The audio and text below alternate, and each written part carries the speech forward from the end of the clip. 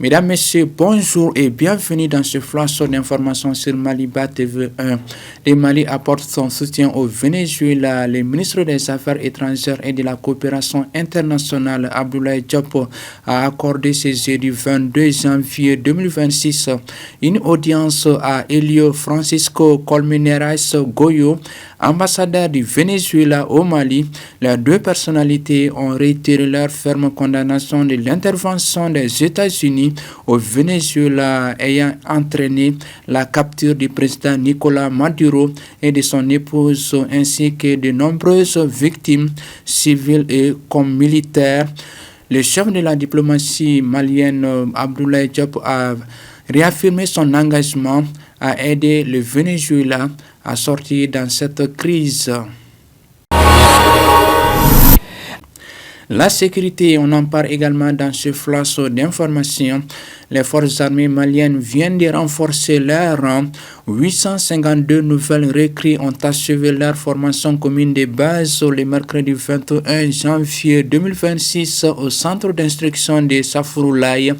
La cérémonie solennelle présidée par le colonel Issa Bagayogo a été marquée par la présentation au drapeau et la prestation de serment suivie de démonstrations spectaculaires. Combats rapprochés, démontage d'armes légers bandés, tirs de combat et manœuvres tactiques. Ces exercices illustrent une fois de plus la discipline et la cohésion au sein de ce groupe qui vient de rejoindre les rangs des femmes. L'actualité internationale à présent en Guinée-Bissau, plusieurs organisations ouest-africaines de défense des droits de l'homme rejettent la date fixée pour les élections générales. Dans un communiqué conjoint publié hier, elles appellent la CEDEAO à maintenir la pression sur le pouvoir de transition afin de garantir un retour rapide à l'ordre constitutionnel. Pour rappel, les autorités bissau-guinéennes ont fixé la date des présidentielles et législatives au 6 décembre 2026. Restons en Afrique, en République démocratique du Congo, 6 jours après son arrestation. On a désormais les nouvelles d'Obeminaku.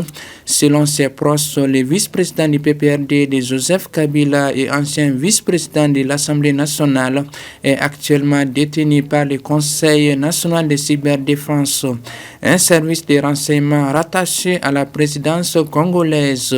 Cependant, ses avocats n'ont toujours pas accès à lui. Une arrestation qui s'inscrit dans une série d'interpellations visant les anciens proches de l'ex-président Joseph Kabila. Voilà, c'est la fin de ce flash d'informations. Merci de l'avoir suivi. Restez connectés à Maliba TV1 pour plus d'informations.